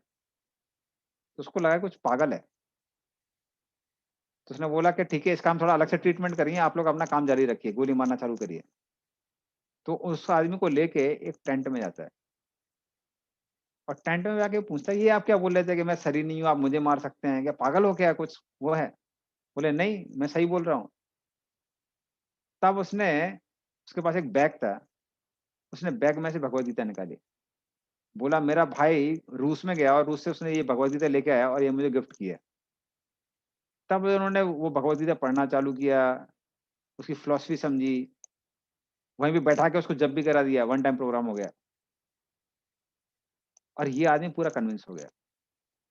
पर इसने बोला कि अगर मैं यहाँ पर रहूँगा क्योंकि मुझे सारे मिलिट्री सीक्रेट पता है, तो ये गवर्नमेंट के जो लोग हैं वो मुझे मार देंगे। तो ना तुम यहाँ पे जीने लायक हो, ना ही मैं जीने लायक हूँ। ऐसा करते हैं हम लोग यहाँ से भाग के किसी और देश चले जाते हैं। तो फटाफट उन्होंने प्लान बनाया और किसी और देश में जाके भाग के चले गए और वहाँ पे भक्ति करने लगे। और वो व्यक्ति जो क्रूरता का द्योतक था जिसकी वज़ह से उसको मेडल मिले हुए थे, आज वो एक मच्छर को भी दर्द देने के लिए तैयार नहीं था। ये कैसे संभव हुआ? ये भगवान हरि नाम का प्रभाव है। तो हरि नाम के प्रभाव से क्रूर से क्रूर व्यक्ति उसके हृदय में परिवर्तन आ जाता है। इसलिए इसका प्रभाव सिर्फ ऐसा नहीं है कि थ्योरेटिकल है, हम प्रैक्टिकली दूसरों के जीवन में और स्वयं के जीवन में देख सकते हैं। आप लोग भी जप करते रहिए, आप देखेंगे जिन बुरी आदतों को छोड़ने का आप प्रयास कर रहे हैं कई सालों से, वो फटाफट छूट जाती हैं। तो ऑलरेडी सबके जीवन में हो चुका है, हमारे जीवन में भी हो चुका है। हाँ, मैं पहले 10 बजे से लेके 5 बजे तक पढ़ाई करता था। आप सोचते हैं कितने बजे सोता था? 5 बजे सोता था सुबह। अभी 3:30 बजे उठता हूँ, टाइम टेबल उल्टा हो गया है। ये सारा किसका? ये भगवान के नाम का प्रभाव है। हाँ,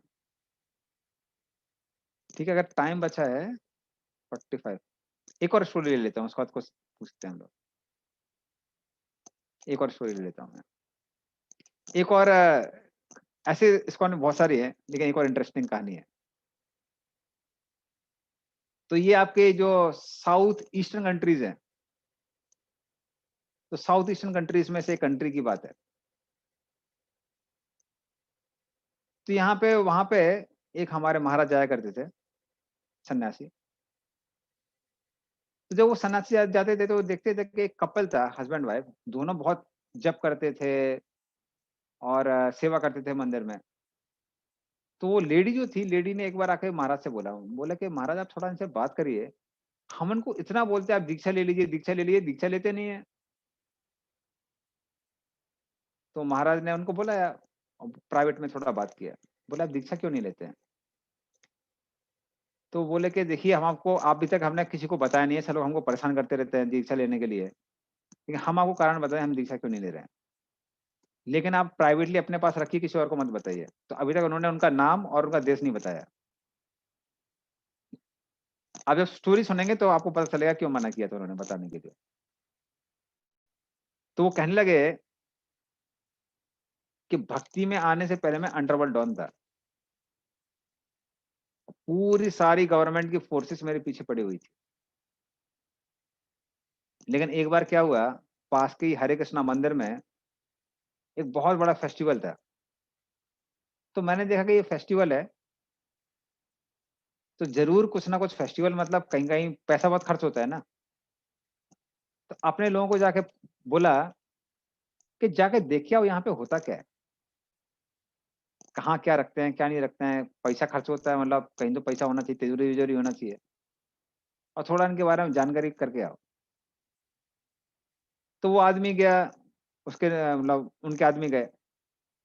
आदमी जब आए तो बोले कि ये कोई नया ऑर्गेनाइजेशन है और बड़ी इंटरेस्टिंग ऑर्गेनाइजेशन है।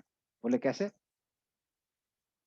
बोले उनके भगवान का जन्मदिन था, जन्माष्टमी का दिन था। और बोले वो पैदा कब हुए? रात को हुए, जब हम लोग एक्टिव रहते हैं उस समय पैदा हुए हैं। तो हम रात को एक्टिव होते हैं, वो भी रात को ही एक्टिव हुए उनके भगवान। और कहाँ पैदा हुए? जहाँ पे हम जाते रहते हैं, वो जेल में पैदा हुए।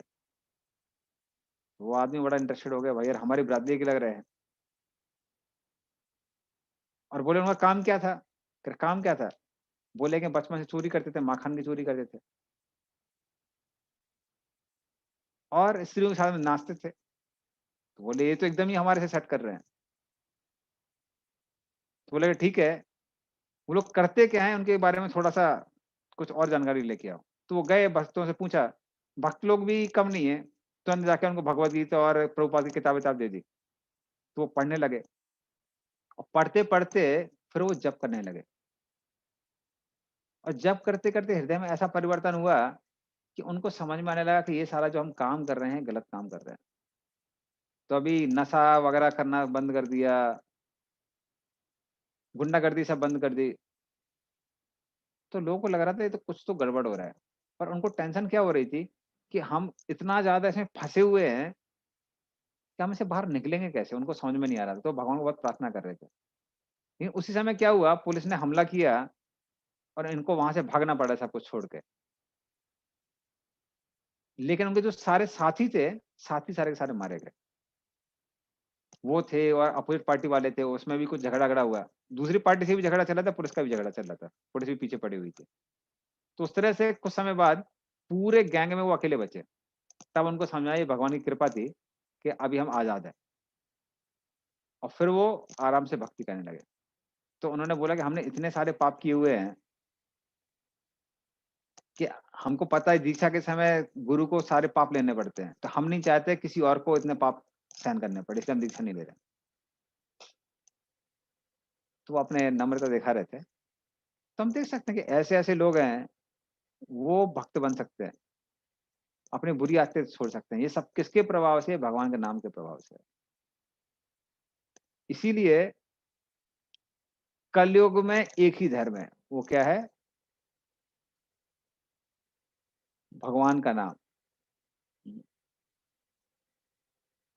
तो चैतन्य महाप्रभु कहते थे, तार मध्य सर्वश्रेष्ठ नाम संगीता, निरपराध नाम ले ले पाए प्रेम धन। तो मात्र भगवान कृष्ण का नाम लेने से, हरि का नाम लेने से कलयुग में जीवन का लक्ष्य प्राप्त हो जाता है। हाँ, तो ये सब का सब किससे होता है? भगवान के नाम से होता है। अच्छा, अभी किसी को कोई प्रश्न है तो कोई पूछ सकता है, शायद 5-10 मिनट बचा होगा। आप लोग हाथ उठा सकते हैं। Hare Krishna. You can raise your hands and we will unmute you. Hare Krishna. Kailash Nayak Prabhu है वो। कैलाश नायक प्रभु का क्वेश्चन है।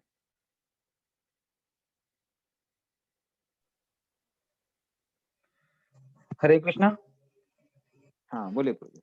मैं ये जानना चाहता था कि जैसे हम जब दीक्षा लेते हैं तो हमारी सारी जो पाप है, आपने जैसे बोला कि वो गुरुजी को चली जाती है या फिर उसमें उनका भागीदार हो जाता है। तो हर इंसान जानता है कि उसने क्या किया है, वो तो उसको पता ही होता है। तो और ये भी सुनते हैं कि बिना दीक्षा या फिर बिना गुरु बनाए तो किसी का उद्धार होने वाला है नहीं। तो अब इस परिस्थिति में कोई इंसान करे तो क्या करे? तो जनरली इस्कॉन में खासकर पहली बात तो गुरु की जब हम दीक्षा लेते हैं वो प्रमाणिक गुरु होना चाहिए, वो गुरु परंपरा में होना चाहिए। मतलब जैसे आपको आपको गोविंद घोष प्रभु ने बताया होगा 4 संप्रदाय होते हैं, ब्रह्म, रुद्र, श्री और कुमार संप्रदाय। तो हमारा जो है ब्रह्म संप्रदाय, तो प्रमाणिक गुरु होना चाहिए। तो गुरु जनरली दीक्षा तब देता है या उसको देना चाहिए, जो कि इस्कॉन में हम लोग ध्यान रखते हैं, जिसकी तपस्या कैसी है, बहुत ज्यादा है। मतलब जैसे तपस्या की जब अग्नि होती है, अग्नि में आप कितना भी कचड़ा क्यों ना डाल दे, वो अग्नि क्या करती है, उसको जला के भस्म कर देती है। तो उसी तरह से जो ये गुरु वर्ग के जो लोग हैं, तो हम भी अभी दीक्षा नहीं देते हैं। गुरु वर्ग के जो लोग हैं वो मतलब जिन्होंने 25 साल, 30 साल, 35 साल, 40 साल से प्रैक्टिस की हुई है, तो ऐसे लोगों की तपस्या का तेज इतना ज्यादा है कि वो अपने पाप तो उनके नष्ट हो ही गए हैं, वो दूसरे के पापों को भी नष्ट कर देते हैं। कभी कभी थोड़ा सा प्रभाव पड़ता है, जैसे आप एकदम से जब फ्यूल डालते हैं, लकड़ी डालते हैं लकड़ी के अंदर, तो थोड़ी देर के लिए अग्नि कैसी होती है, मंद हो जाती है, और फिर थोड़ी बहुत फिर तेज हो जाती है। तो कुछ समय तक उनको थोड़ा प्रभाव पड़ता है, लेकिन फिर वो कर देते हैं क्योंकि कोई और रास्ता नहीं है। तो ऐसे लोगों को ही दीक्षा दे सकते हैं, साधारण लोग दीक्षा नहीं दे सकते हैं, और वो दूसरे कर्मों को भी विनष्ट रखने करने की क्षमता रखते हैं। ठीक है कैलाश प्रभु।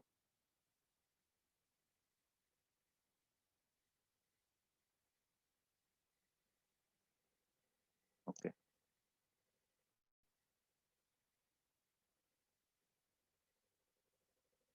हाँ हो गया उनका, धन्यवाद। आ गया, चैट बॉक्स में आ गया। और किसी का कुछ प्रश्न है? You can raise your hands. Somyadeep, Somyadeep का नाम है। You can unmute Prabhu ji. हाँ महाप्रभु जी, हमको ये जानना था कि हम तो बहुत सारे काम करते हैं और हमने रामचरित में भी पढ़ा था जी, हरि व्यापक सर्वत्र समाना, प्रेम ते प्रकट होई में जाना। तो हरि अगर हम सब में है तो मनुष्य जीवन में हम जो पाप करते हैं, जब पाप का जो टाइम आता है तब हमारे जो अंतरात्मा को वो पाप का कोई कैसे पता नहीं चलता, मुझे नहीं, यही जानना है।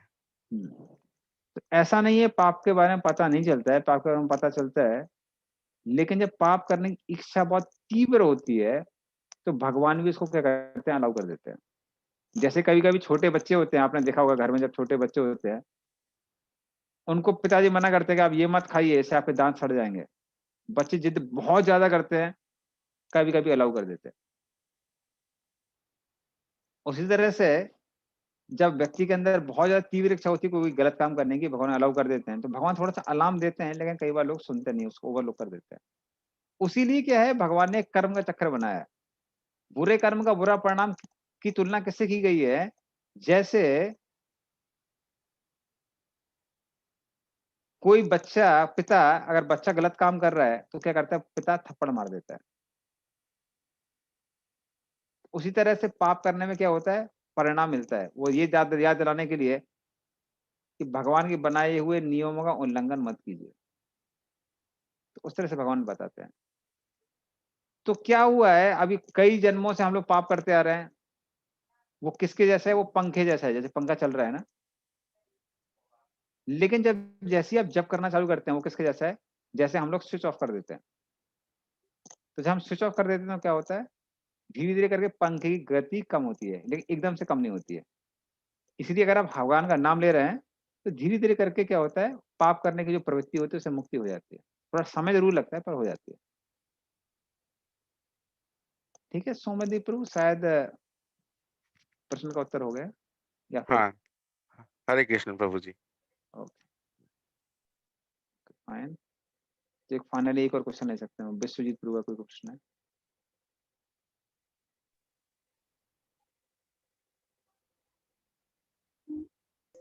विषय को आप बोल सकते हैं अभी। हरे कृष्ण, यू आर अनम्यूटेड। प्रभु एक बात मन में आया, ये जो आप बोले था गुरुदेव शिष्यों का प्रीवियस कर्मों का पाप लेता है, तो शिष्य अगर दीक्षा लेने के बाद शिष्य जो पाप करेगा वो भी गुरु लेते रहेगा क्या? हाँ, इसलिए गुरु क्या है, गुरु बहुत टेस्ट करता है। इसलिए हमारे इस्कॉन में कई जगह आप जाएंगे तो वो फटाफट दीक्षा दे देते हैं। इस्कॉन में इतने नाम से दीक्षा नहीं देते हैं। कई सालों तक जब आप 16 माला करते रहते हैं, कुछ 4 नियम होते हैं उनका पालन करते रहते हैं, तब दीक्षा मिलती है। तो जब गुरु को पता चल जाता है कि इसके अंदर नियमों का पालन करने की क्षमता आ गई है, तब गुरु क्या करते हैं, तब गुरु दीक्षा देते हैं। इसलिए इस्कॉन में इतने आराम से दीक्षा नहीं देते। तो ट्रायल एरर के हिसाब से दीक्षा नहीं दी जाती है कि थोड़ा ट्राई करके देखते हैं कि नियमों का पालन कर पाएंगे नहीं कर पाएंगे। नहीं, जब आप नियमों का पालन करने के लिए सक्षम है तब दीक्षा होती है। तब तक भगवान का नाम लीजिए। भगवान का नाम बिना दीक्षा के भी लेंगे तो भी शुद्धिकरण होता रहता है। तो हरि नाम के लिए एक्चुअली सही बताएं तो हरि नाम के लिए दीक्षा की आवश्यकता नहीं है। दीक्षा की आवश्यकता होती है जब हम विग्रह पूजा करते हैं, डीटी वर्शिप करते हैं, उसके लिए दीक्षा की आवश्यकता होती है। लेकिन जब हमारे शास्त्रों में जो दीक्षा बताई गई, दीक्षा का असली मतलब है किसी भक्त के निर्देशन में जीवन को सुधारना, उनके और जो भक्ति के नियम है उनका पालन करता है, वो असली दीक्षा है। तो जैसे आपको गोविंद घोष प्रभु क्लास देते हैं या फिर अन्य जो कोई भक्त आके क्लास देते हैं, अगर आप उनके नियमों का पालन कर रहे हैं तो मतलब आप क्या कर रहे हैं, गुरु को फॉलो कर रहे हैं। गुरु का मेन काम आशीर्वाद देना नहीं है, गुरु का मेन काम है ज्ञान देना। और उस ज्ञान को आप ग्रहण कर रहे हैं, प्रैक्टिस कर रहे हैं, तो मतलब आप गुरु को फॉलो कर रहे हैं। ये सिंपल चीज है, ये असली दीक्षा है। ठीक है विश्वित प्रभु? हाँ हाँ, हरे कृष्ण प्रभु। अरे गोविंद घोष प्रभु अभी क्या करना है? नहीं, वो क्वेश्चन ले सकते हैं, बहुत लोगों का क्वेश्चन है। तो Sharmishtha Mata ji, you are unmuted, you can ask. Hare Krishna. मेरा ये सवाल है कि हम कैसे जो आपने बोला हरि नाम लेने का, वो ध्यान पूर्वक लिया नहीं जाता, मेरे से लिया नहीं जाता, क्या उसमें कैसे ध्यान लाया जा सकते है? ओके, तो ये बहुत अच्छा क्वेश्चन है। तीन धन्यवाद। चीजें आप, हाँ, तो इनिशियल डेज में आप 3 चीजें फॉलो कर सकते हैं। पोस्चर, प्रोनाउंसिएशन और प्रेयर, ये 3 पी है, उनको आप याद कर सकते हैं। जितना हो सके कम से कम अच्छे पोस्चर में बैठिए। अगर पालती मार के बैठ सकते हैं, आप जिस भी आसन में बैठ सकते हैं, सुखासन है, सिद्धासन है, जिस भी आसन में बैठ सकते हैं, प्रयास कीजिए कि अच्छे आसन में बैठिए। तो ये पहला चीज, ये हेल्प करता है। झुक के बैठे हुए हैं, कंबल ओढ़ के बैठे हुए हैं, अभी कंबल ओढ़ के बैठ के सर्दी लग रही है, कंबल ओढ़ के जब कर सकते हैं, लेकिन क्या होता है, आंखें कब झुक जाती हैं पता ही नहीं चलता है। इसलिए पोस्चर इंपॉर्टेंट होता है, ये पहला पी है। दूसरा है प्रोनाउंसिएशन।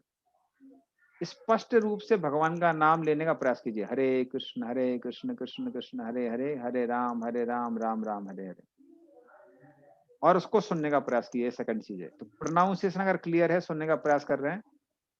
और तीसरा चीज है प्रार्थना। भगवान को प्रार्थना कीजिए कि भगवान के नाम में ध्यान लगे। तो ये प्रैक्टिस है और ये एक दिन में नहीं होता है। कई एक्चुअली में आपको रियलिटी बताएं, इसमें 15-20 साल चले जाते हैं पूर्ण रूप से कंसंट्रेशन आने में। लेकिन कंसंट्रेट करने की जो विधि है वही जप की विधि है। भगवान भगवत गीता में समझाते हैं, यतो निश्चलति मनस संचल स्थिरम ततस ततस नियमेतद आत्मा नियम वसमनेत। मतलब जहां जहां मन भटकता है, मन का काम है भटकना, उसका नेचर है। मन को क्या करना है, कंट्रोल करना है और वापस भगवान के नाम में लगाना है। ये प्रोसेस है। तो आप ये प्रोसेस अगर कर रही हैं, प्रोसेस ही भक्ति में रिजल्ट है। उससे भगवान प्रसन्न हो जाएंगे। ये ट्राई अच्छे से कर रही है। जी, प्रणाम प्रभु जी। हरे कृष्ण। हरे कृष्ण। विश्वजीत प्रभु, আপনি বলতে পারেন। Vishwajeet, you have some question? हरे कृष्णा प्रभु। अच्छा, हरे कृष्ण। हाँ बोलिए। बट प्रणाम। मदन प्रणाम। बोल বাংলায় বলবো? আপনি বলুন, আপনি চেষ্টা করবো। হরে কৃষ্ণ।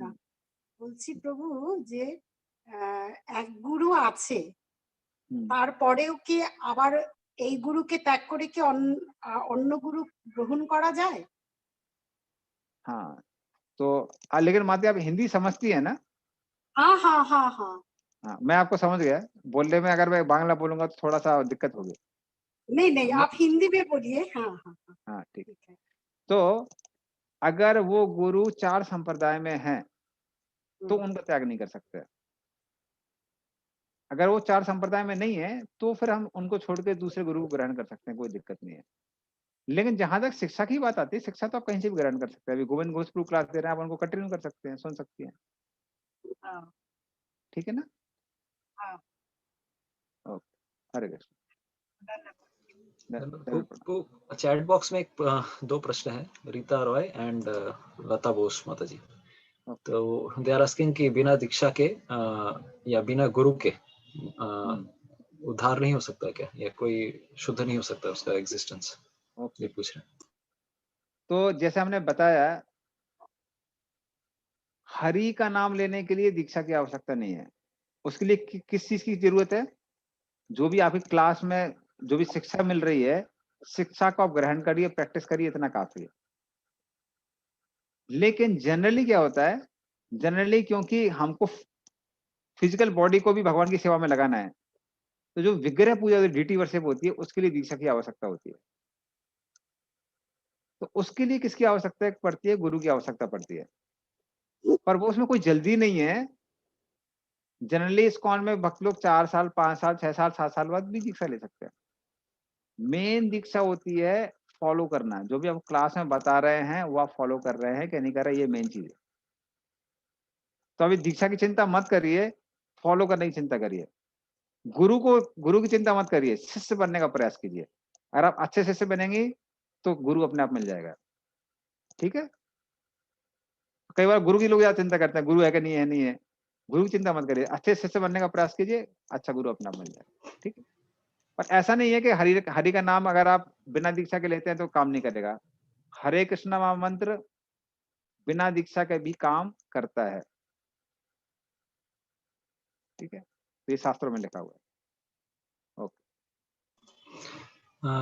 जयंत मुखर्जी प्रभु, you can speak now प्रभु।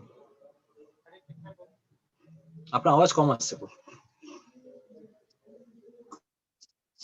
हरे कृष्ण प्रभु। हरे कृष्ण। धन्यवाद। हाँ, धन्यवाद। बोलिए प्रभु। मेरा क्वेश्चन था बिजनेस सेवा के ऊपर। आप जब बोले थे बिजनेस सेवा के लिए कुछ पाप तो একটু জোরে বলুন প্রভু, আপনার আওয়াজটা পরিষ্কার নেই। মাইকটার কাছে। हेलो, हरे कृष्ण। आवाज। हाँ, बोलिए। तो बिजनेस सेवा के ऊपर मेरा क्वेश्चन। तो बिजनेस सेवा में पाप लगता है, ये आप थोड़ा डिटेल में बता सकते हैं?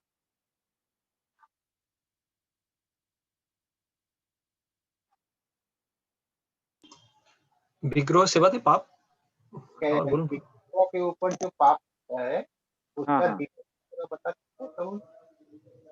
ओके, वो एनओडी में जो पूछ रहे हैं वो अपराध होते हैं, जो सेवा अपराध। वो गोविंद घोषपुर आपको नेक्स्ट क्लास में बताएंगे या फिर किसी क्लास में बता देंगे। वो बहुत बड़ा डॉक्यूमेंट है। Okay okay okay. 64 अपराध होते हैं, 64। ओके। तो वो बहुत बड़ा डॉक्यूमेंट है। वो हमारी एक बुक है भक्ति रसामृत सिंधु, उसमें दिया हुआ है उसका डिटेल। अच्छा, गोविंद घोषपुर एक डिवोटी बाहर से आया है एक्चुअली। ओके।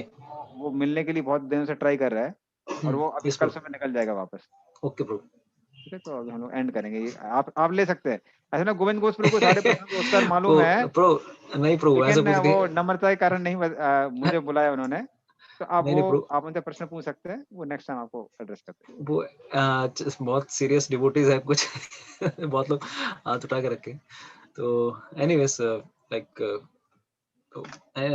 अगर कुछ प्रश्न है तो प्रभु जी, एक मेरा रिक्वेस्ट था आपसे भी और हम सबके पूरे बैच की तरफ से कि you can come like as frequently as possible, because we will get some association of senior devotees also.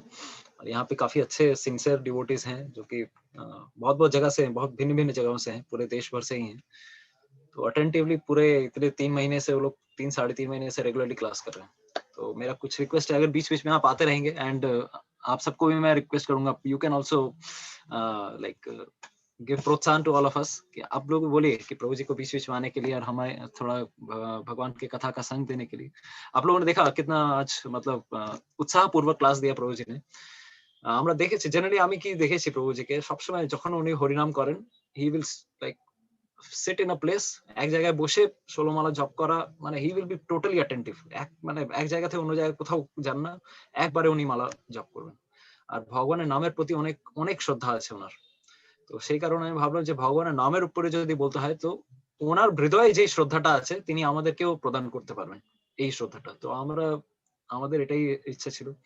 তো anyways, Prabhuji is busy, and what can be done? Prabhuji, one thing I had, yes Prabhuji, so many people are asking you that you come to our class frequently. 100%. और क्योंकि आप लोगों मैं देखा कि आप लोगों का बैच बहुत अच्छा है, बहुत लोग रिस्पॉन्सिव हैं, तो बहुत वो ध्यान से सुनते हैं आप. सब एक से बढ़ के सब लोग क्वेश्चन में पार्ट ले लेके सब लोग नोट करते हैं.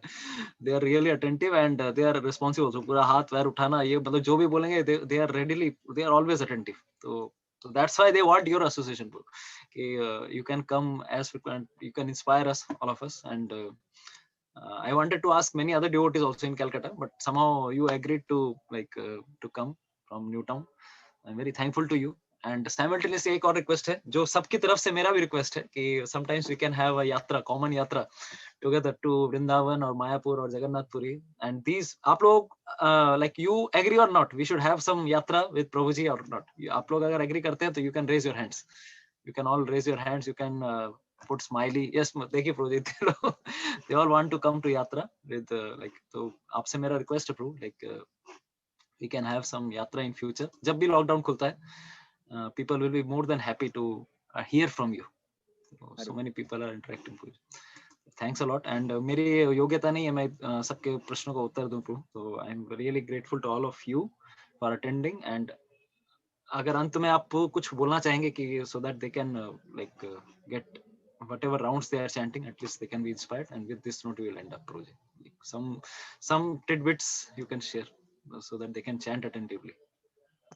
तो वही 3 चीजें मैंने जो आपको बताई हैं. Yes bro.